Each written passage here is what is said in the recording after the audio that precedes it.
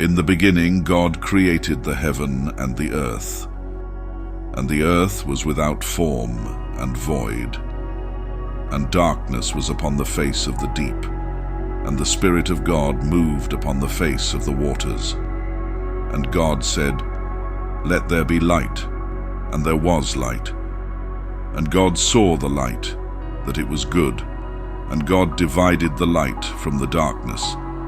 And God called the light day, and the darkness he called night. And the evening and the morning were the first day. And God said, "Let there be a firmament in the midst of the waters, and let it divide the waters from the waters." And God made the firmament, and divided the waters which were under the firmament from the waters which were above the firmament. And it was so. And God called the firmament heaven.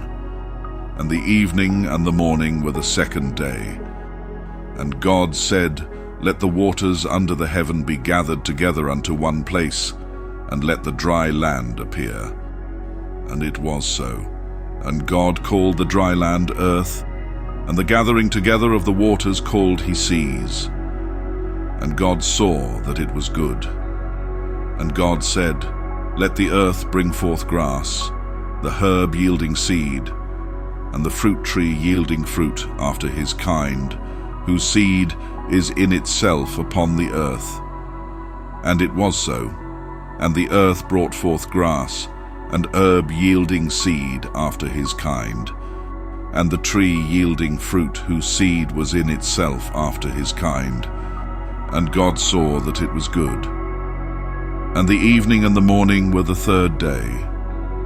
And God said, "Let there be lights in the firmament of the heaven to divide the day from the night, and let them be for signs and for seasons and for days and years. And let them be for lights in the firmament of the heaven, to give light upon the earth." And it was so. And God made two great lights, the greater light to rule the day, and the lesser light to rule the night. He made the stars also. And God set them in the firmament of the heaven to give light upon the earth, and to rule over the day and over the night, and to divide the light from the darkness. And God saw that it was good. And the evening and the morning were the fourth day. And God said, "Let the waters bring forth abundantly the moving creature that hath life, and fowl that may fly above the earth in the open firmament of heaven." And God created great whales, and every living creature that moveth, which the waters brought forth abundantly after their kind, and every winged fowl after his kind. And God saw that it was good.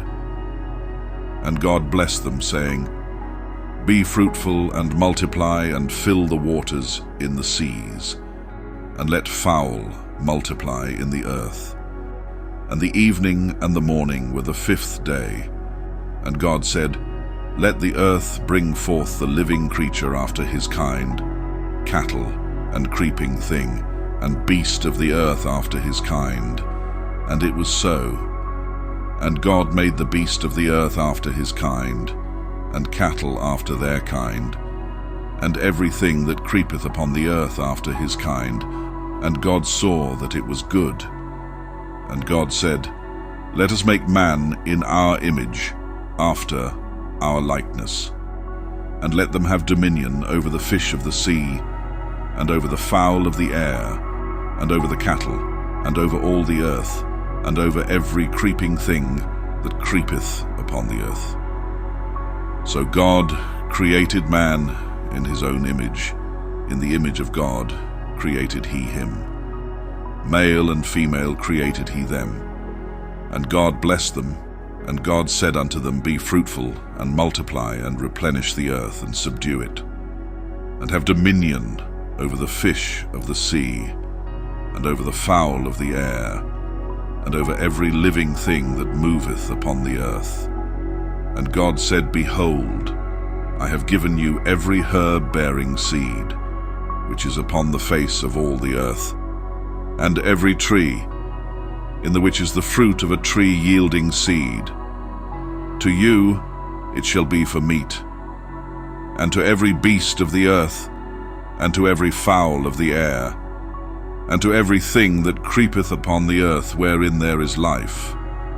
I have given every green herb for meat. And it was so.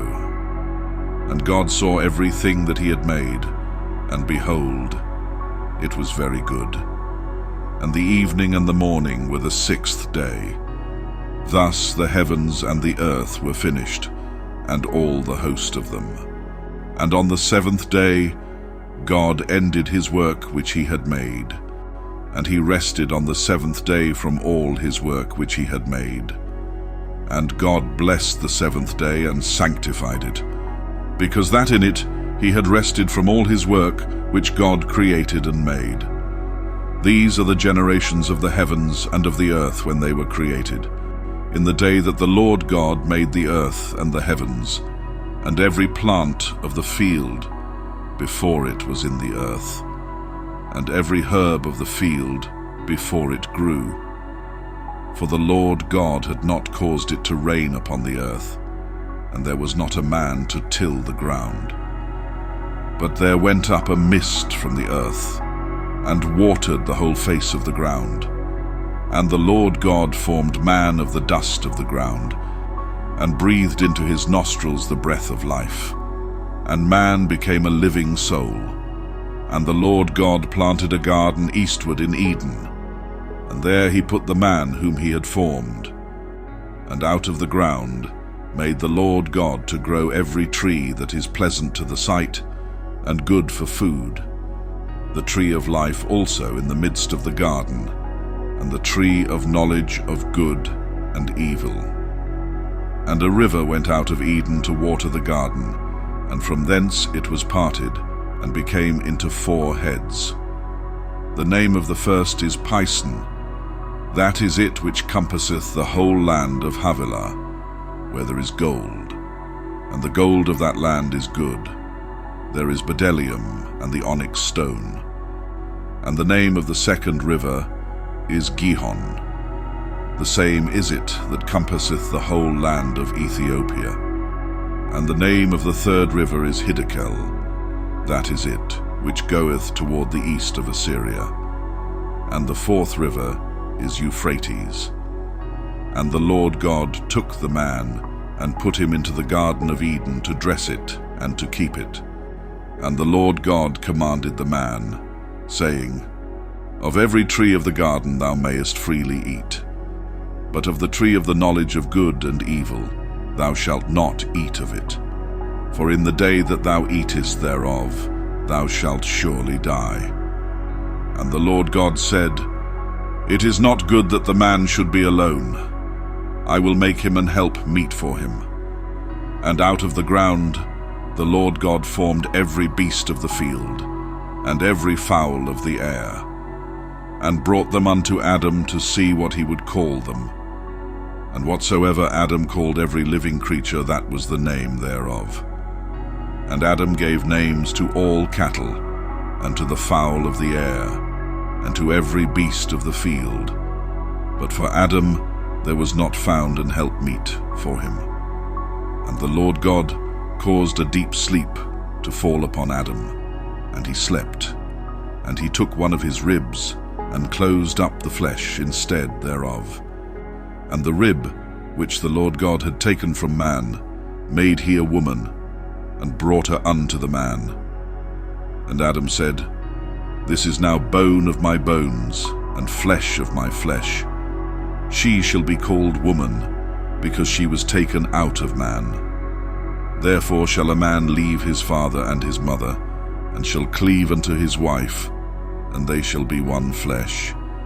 And they were both naked, the man and his wife, and were not ashamed.